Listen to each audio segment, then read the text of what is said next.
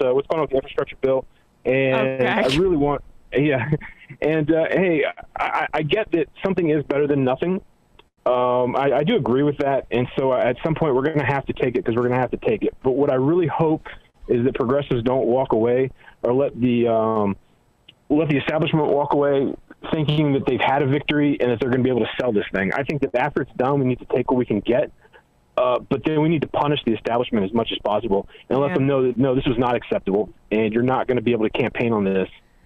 Because you don't negotiate with corruption is my thought. And I was kind of wondering what your thoughts were on it. Well, I don't know how you punish it. I mean, honestly, to me, if they're, I mean, Bernie's already kind of planting his flag at this moment about the Medicare expansion. He's essentially saying it's not coming out. If Manchin really thinks he's gonna try to big ball it, for lack of a better word, and really not allow for the expansion of Medicare benefits for dental, vision, and hearing, then I think progressives sink the bill. I think you sink the bill. Yeah, well, that's what I hope so. That's what I was wondering what your line was. I personally think we should sink it now, but I know that maybe I'm being a little bit too hardcore about it.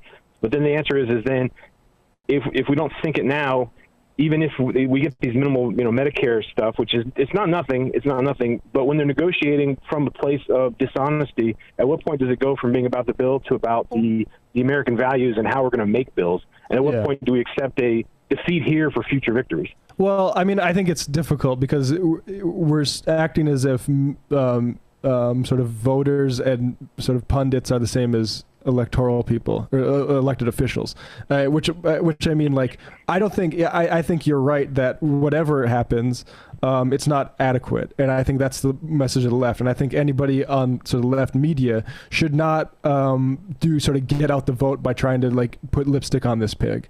And it needs to be framed as a betrayal in media. How like the squad does it, I would hope that it's along those lines. And otherwise, I think that would be a sign of intense weakness.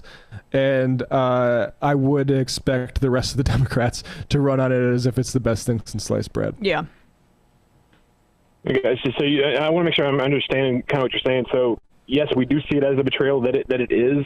I mean, are we going to let Manchin get away with this? Is that the answer? Well, who's we? Like, I think progressives, America. When is he going to stop? And sorry, go ahead. But like the thing is, like, we don't have anything that I can talk about Manchin's daughter being corrupt and talk about all this stuff, but all I can do is talk. Let me rephrase. When I say we, I actually mean Biden.